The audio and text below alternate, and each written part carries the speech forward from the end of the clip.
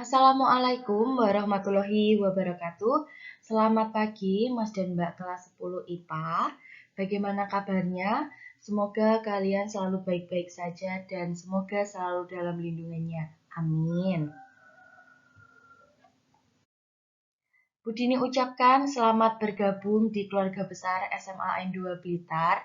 Ada pepatah mengatakan tak kenal maka tak sayang. Berikut Ibu Guru biologi yang nantinya akan menemani kalian belajar biologi. Yang sebelah kiri, yang background biru, beliau Bu Surya Ningsih. Kalian bisa memanggil beliau Bu Surya. Dan sebelah kanan, saya sendiri. Perkenalkan, nama saya Budini Aisyah Fahmi. Kalian bisa manggil saya Budini. Saya alumni SMA N2 Blitar, lulusan 2013. Nah, pada pertemuan kali ini, Budini akan menjelaskan mengenai bab ruang lingkup biologi.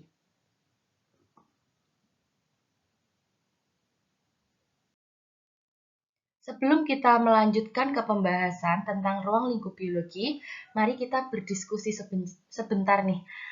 Coba buku-bukunya, buku biologi bisa dikeluarkan ataupun sumber belajar yang lain, bisa dari internet ataupun dari manapun boleh dikeluarkan. Nah, coba perhatikan gambar yang ada di sebelah sini. Apakah makhluk hidup itu? Nah, jika kalian melihat sekumpulan zebra yang sedang makan di padang rumput seperti pada gambar, dapatkah kalian menyebutkan makhluk hidup apa saja yang dapat kalian temukan? Apakah ciri-ciri yang dimiliki makhluk hidup tersebut sehingga kalian dapat menggolongkan sebagai makhluk hidup? Nah, di sini biologi berasal dari dua kata, yaitu bios dan logos. Bios artinya hidup dan logos artinya ilmu. Jadi, biologi itu merupakan ilmu yang mempelajari makhluk hidup dan makhluk hidup yang pernah hidup, ataupun fosil.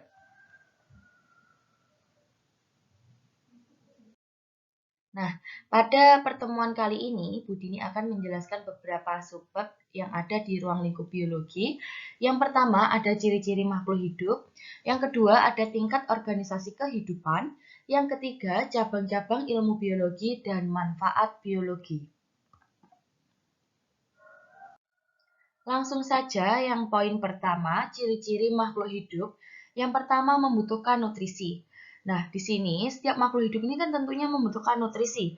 Nutrisi itu dalam bentuk yang berbeda-beda tergantung pada jenis makhluk hidupnya. Misalnya nih, pada tumbuhan memerlukan nutrisi berupa zat anorganik.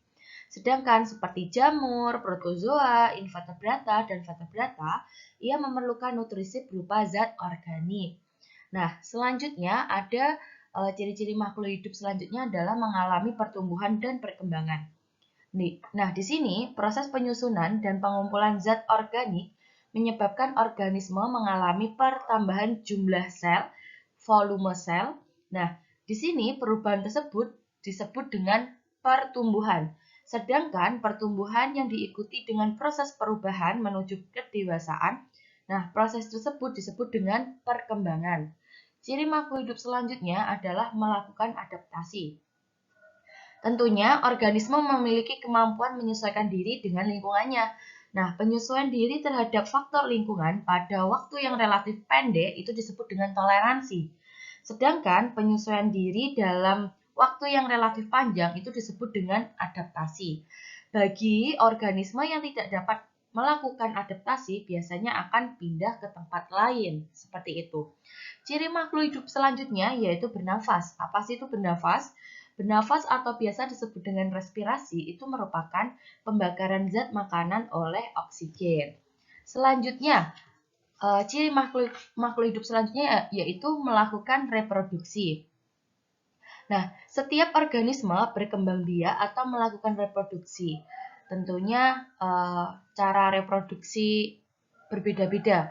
Contohnya nih, organisme yang bersel tunggal itu dapat membelah diri dengan dari satu sel menjadi dua sel, kemudian dari dua sel menjadi 4 sel, dan begitu seterusnya. Nah, organisme yang bersel banyak, misalnya alga, dia itu reproduksinya dengan cara melepaskan sebagian tubuhnya, yang biasa disebut dengan fragmentasi. Kemudian, kalau pada manusia dan vertebrata lain, dengan cara proses pembentukan sel kelamin jantan dan betina yang biasa disebut dengan reproduksi seksual. Sedangkan yang fragmentasi tadi itu adalah contoh reproduksi aseksual. Selanjutnya, ciri-ciri makhluk hidup selanjutnya adalah melakukan ekskresi. Apa sih itu ekskresi? Ekskresi di sini adalah proses pengeluaran senyawa sisa proses metabolisme. Biasanya dapat berupa karbon dioksida, air, ataupun amonia.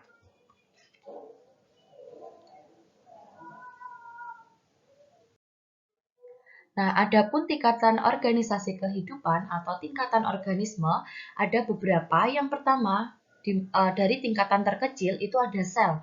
Sel merupakan unit struktural dan fungsional terkecil penyusun makhluk hidup.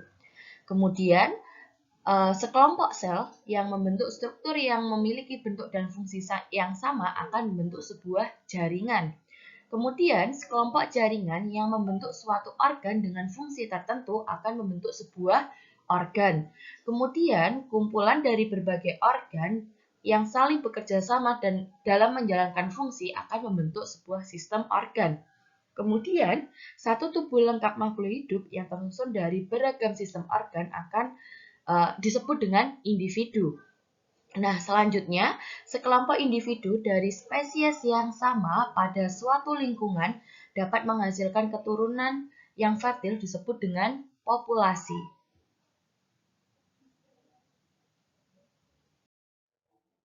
Selanjutnya, sekumpulan populasi makhluk hidup yang menempati lingkungan tertentu dan saling berinteraksi disebut dengan komunitas. Kemudian, kumpulan komunitas yang berinteraksi dengan lingkungan biotik dan abiotik akan membentuk sebuah ekosistem. Kemudian, tingkatan tertinggi dari tingkatan organisme itu adalah daerah yang sangat luas yang terdiri atas berbagai ekosistem yang nantinya akan membentuk sebuah bioma.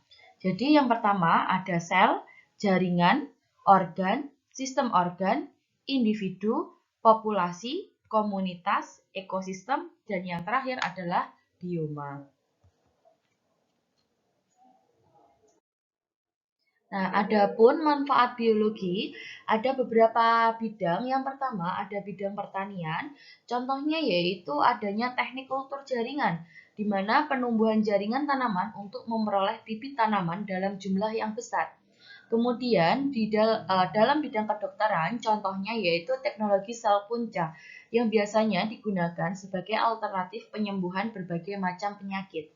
Kemudian di bidang industri, contohnya yaitu pembuatan vaksin. Untuk apa? Untuk meningkatkan imunitas tubuh secara aktif. Kemudian di dalam bidang peternakan, contohnya yaitu teknik rekayasa genetika dengan meningkatkan kualitas dan kuantitas produksi susu sapi. Berikut merupakan manfaat biologi dalam bidang pertanian, kedokteran, industri, dan peternakan. Selanjutnya ada cabang-cabang ilmu biologi. Yang pertama itu ada ekologi. Apa sih itu ekologi? Ekologi merupakan ilmu yang mempelajari tentang interaksi antara makhluk hidup dengan lingkungannya. Kemudian, kalau botani, botani merupakan ilmu yang mempelajari tentang tumbuhan. Kemudian, kalau ornitologi itu merupakan ilmu yang mempelajari tentang burung ataupun aves. Kemudian kalau mikrobiologi itu merupakan ilmu yang mempelajari mikroorganisme yang kecil. Kemudian kalau taksonomi ini merupakan ilmu yang mempelajari tentang pengelompokan makhluk hidup. Selanjutnya ada bioteknologi. Bioteknologi ini merupakan ilmu yang mempelajari tentang penggunaan dan penerapan proses biologi secara terpadu yang meliputi proses biokimia, mikrobiologi, dan rekayasa kimia. Kemudian, mikologi. Mikologi ini merupakan ilmu yang mempelajari tentang fungi ataupun jamur. Selanjutnya ada genetika. Genetika merupakan ilmu yang mempelajari tentang penurunan sifat pada makhluk hidup. Yang terakhir, ada entomologi. Entomologi ini merupakan ilmu yang mempelajari insekta ataupun serangga. Berikut contoh-contoh dari cabang ilmu biologi. Selanjutnya, ada latihan pengembangan konsep. Silahkan dikerjakan di buku tulis masing-masing. Apabila nanti sudah selesai, difoto, kemudian ataupun di-scan, di-upload di Teams, di bagian penugasan. Jadi latihan pengembangan konsep pertama, ada sebuah artikel, teknologi cloning semakin canggih, contohnya kultur tanaman yang dapat menghasilkan sejumlah besar tanaman yang berfenotip atau bersifat sama. Prosesnya cepat dan mudah, selama itu terdapat cloning hewan seperti kucing yang menghasilkan kucing identik. Para ahli dapat mengubah sifat makhluk hidup karena memahami DNA. DNA itulah yang direkayasa untuk proses mutasi, cloning, ataupun rekombinasi DNA. Pertanyaannya, tuliskan hal yang menjadi inti permasalahan dalam artikel tersebut. Yang kedua, apakah nama cabang biologi yang mencakup permasalahan pada artikel tersebut?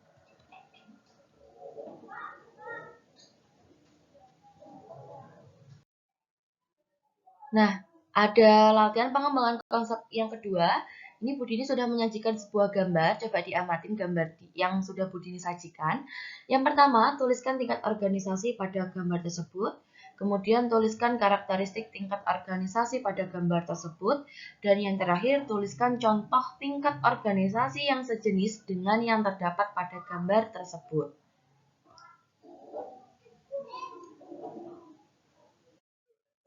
Cukup sekian penjelasan Bu Dini pada subbab ruang lingkup biologi yang pertama. Apabila ada pertanyaan, boleh ditanyakan ke Bu Surya ataupun Bu Dini. Kalian bisa mengkontak melalui WhatsApp ataupun Teams. Cukup sekian penjelasan dari Bu Dini. Bu Dini mohon maaf apabila Bu Dini ada salah kata. Tetap perhatikan protokol kesehatan dengan memperhatikan 3M, yaitu memakai masker, menjaga jarak, dan mencuci tangan. Sekian, wassalamualaikum warahmatullahi wabarakatuh.